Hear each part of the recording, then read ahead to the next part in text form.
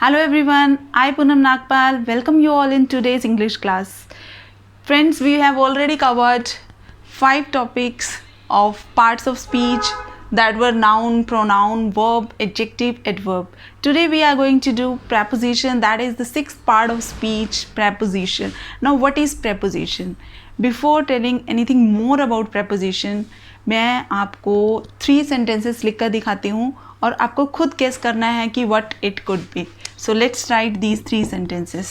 Ram works in a factory. ये बहुत ही simple है. इसमें आपको आइडेंटिफाई करना है कि कौन सा वर्ब है, कौन सा नाउन है और कौन सा ऑब्जेक्ट है. Second is he came on Sunday. Third one is he is in the room. देखिए राम इसमें नाउन, फैक्ट्री भी नाउन, लेकिन ये एज अ ऑब्जेक्ट यूज़ हो रहा है. और वर्ब क्या है? वर्ब जो काम के लिए हो रहा है. अब यहाँ पर अ लिखा है, दिस इज आर्टिकल, और लास्ट में ये इन बचा है. What is this? Yes, this is preposition. कितना छोटा सा है ना.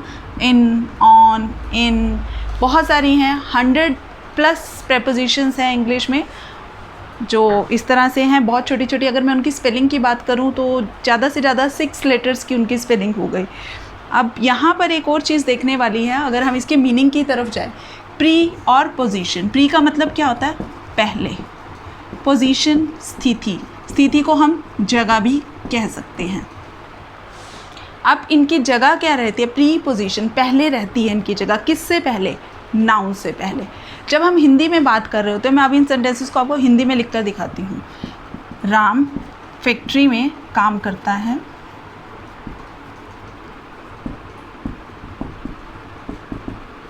काम करता है. सेकेंड इज वह संडे को आया.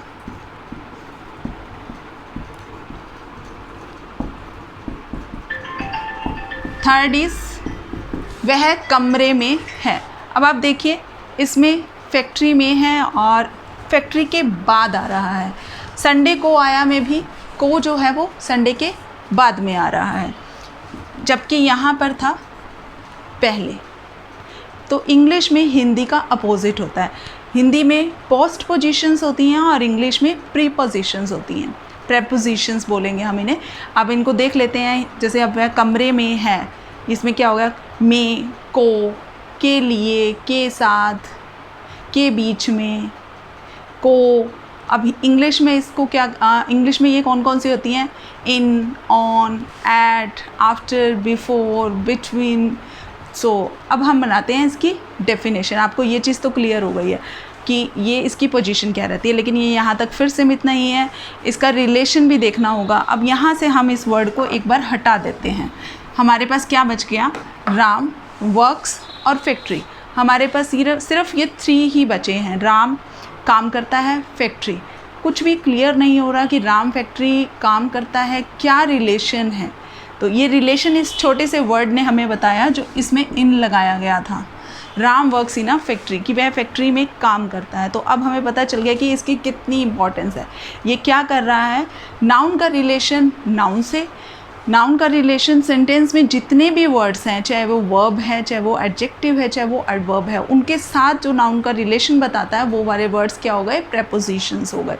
सो हम इसे ऐसे कहेंगे, preposition is a word that tells about the relation or makes us aware about the connection of the noun with other noun, with adjective, with adverb and verb in a sentence. This is the definition of preposition. अब बात करते हैं preposition की types की, कि कितने types की preposition होती है. वैसे तो कहते हैं कि 6 टाइप्स की preposition हैं. prepositional phrases हैं, prepositional verbs हैं. तो mainly 3 types of prepositions are there. preposition of time, preposition of place and preposition of direction. So let's write them.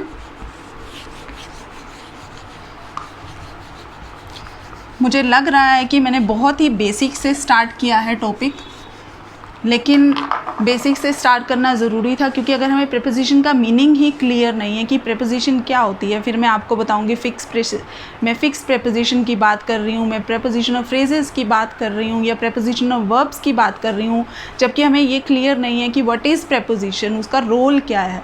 तो आई थिंक ये सब ऊपर से चला जाता। तो हम बात करते हैं प्रेपोजिशन के टाइप्स की।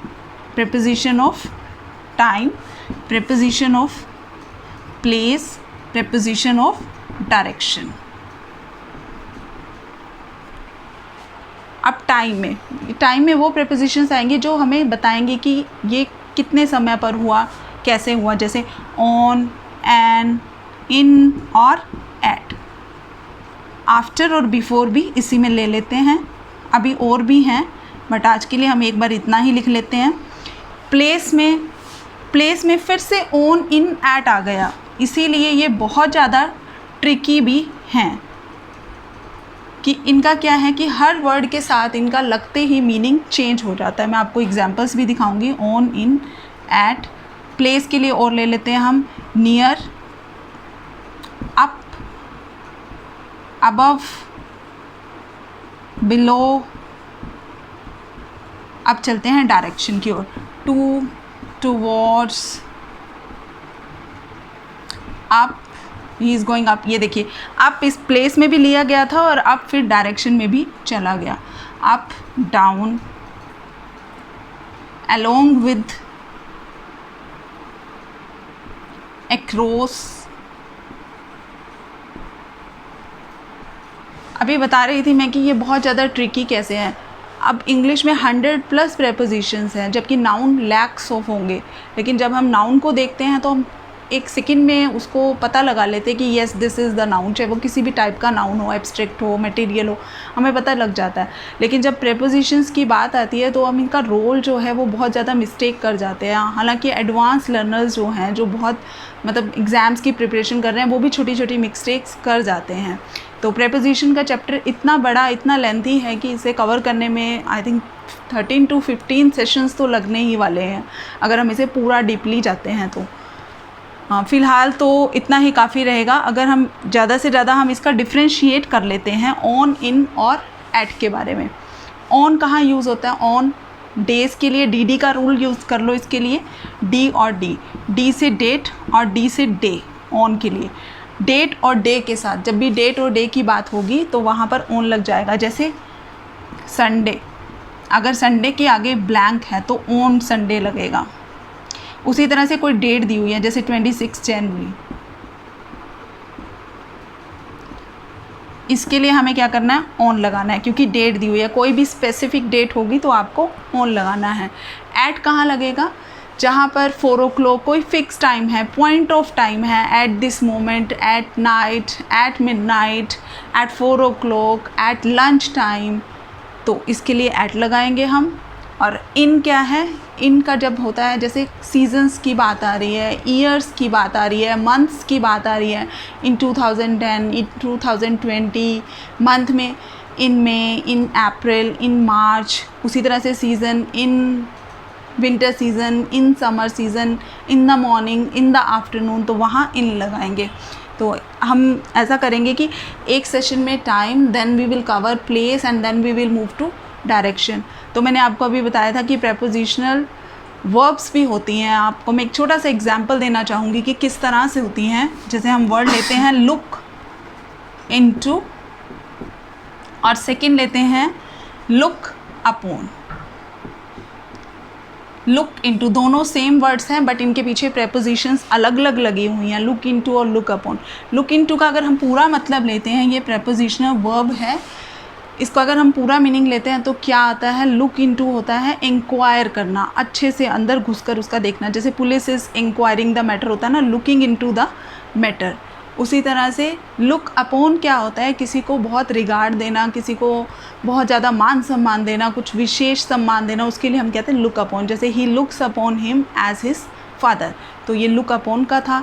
अब इसी तरह से और भी हैं, जैसे अप्लाइड टू और अप्लाइड फॉर। तो आज के लिए इतना ही काफ़ी रहेगा, क्योंकि अगर हम ज़्यादा डिस्कस करते हैं तो ये शायद ऊपर से ना चला जाए।